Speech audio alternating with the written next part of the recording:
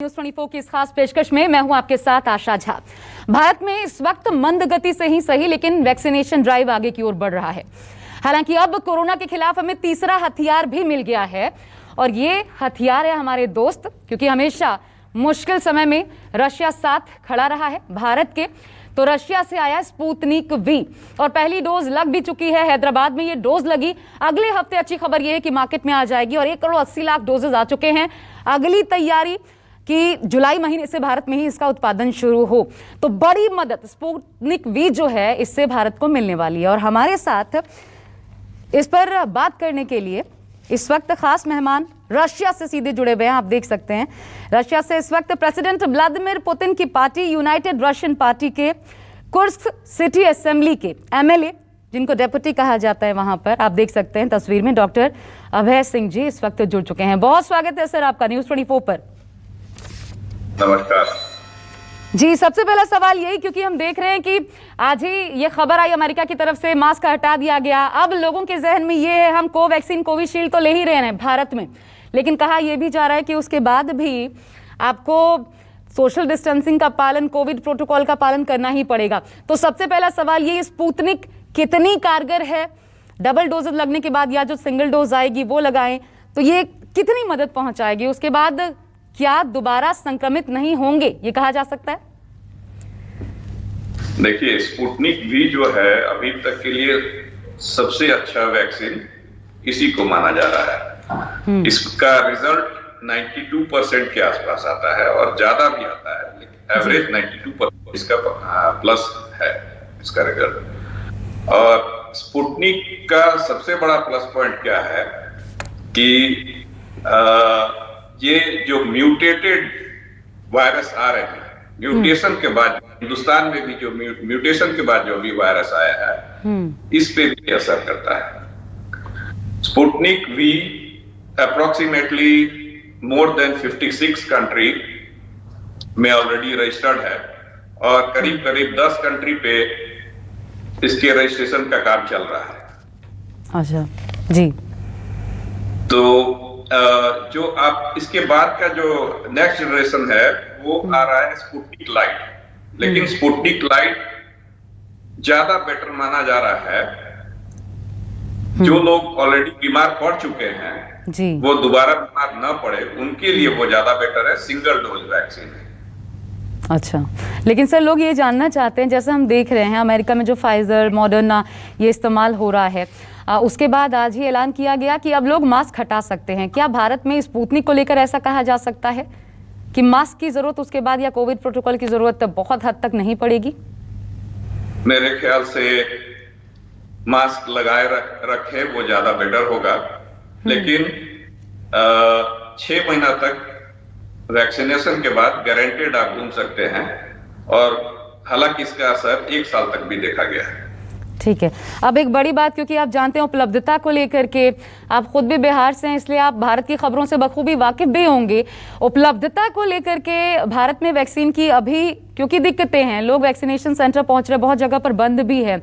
अब कितनी डोजेस अभी तक पहुंची हैं? आगे क्या तैयारी है रशिया की? हम देख रहे हैं कि 6 कंपनियों के साथ लगभग करार हुआ है, तो कितनी डोजेस हर महीने बन पाएंगी? ये कितना बड़ा फायदा पहुंचाएगा भारत को और कितनी जल्दी?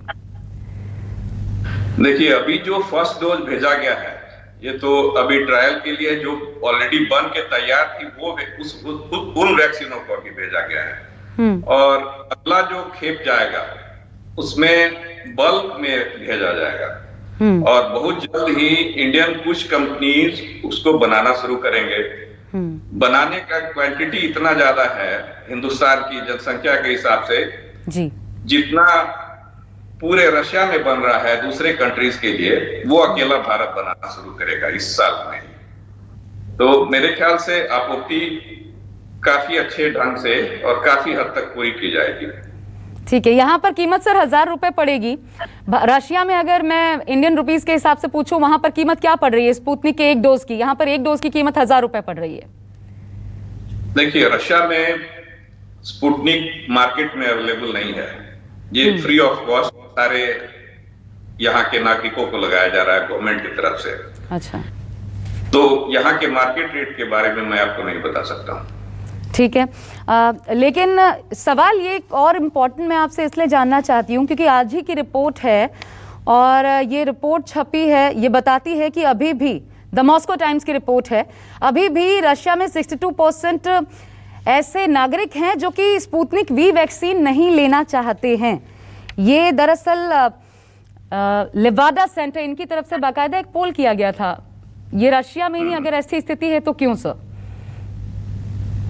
मेरे ख्याल से मैक्सिमम लोग जो इनकार कर रहे हैं वो ऑलरेडी बीमार पड़ के ठीक हो चुके हैं।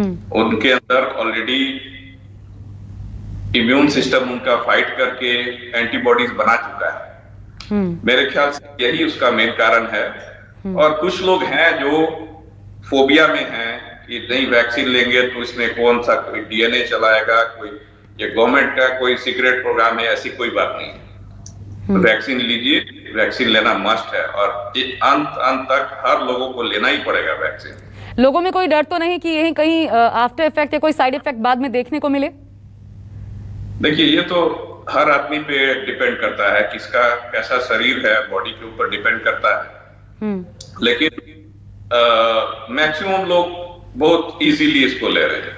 क्या रशिया में ऐसे केसेस आए हैं? हमने देखा भारत में निर्मित जो कोविशील्ड या फिर कोवैक्सीन है, इसके इस्तेमाल के बाद भी लोग संक्रमित हुए हैं और कुछ एकाध केसेस ऐसे भी हैं जिनमें लोगों की दोनों डोजेस लेने के बाद भी डेथ हुई है। स्पुतनिक को लेकर के वहां की रिपोर्ट सर क्या कहती है? देखिए, किसी भी वैक्सीन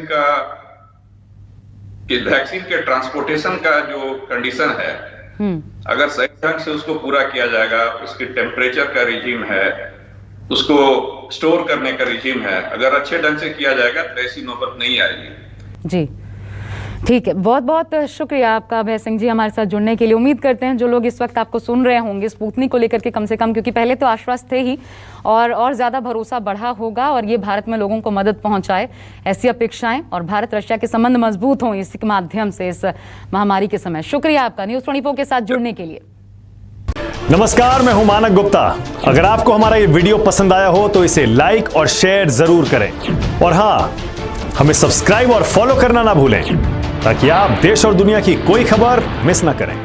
चाहे कोई ब्रेकिंग न्यूज हो या कोरोना वायरस से जुड़ी कोई भी अपडेट, पॉलिटिक्स हो या आपकी जेब से जुड़ी कोई खबर, इलेक्शन की कोई न्यूज हो, कोई कंट्रोवर्सी हो या फिर कोई वायरल वीडियो, सब कुछ मिलेगा न्यूज़ 24 पर। तो जुड़े रहिए हमारे साथ और देखते रहिए न्यूज़ 24।